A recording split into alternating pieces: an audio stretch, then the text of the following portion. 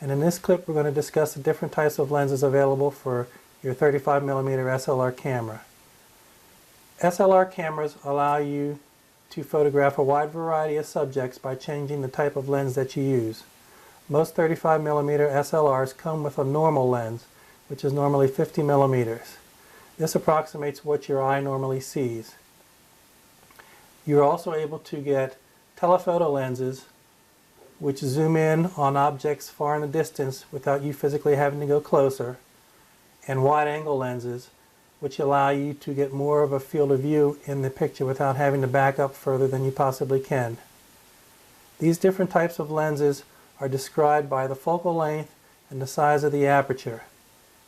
The focal length of the lens usually relates to the magnification of the lens and the field of view. The higher the number, the more magnification you have.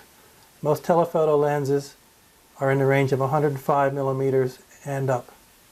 Wide-angle lenses offer less magnification and a wider angle of view.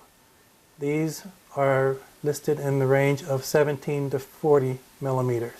The size of the aperture is also important in selecting a lens.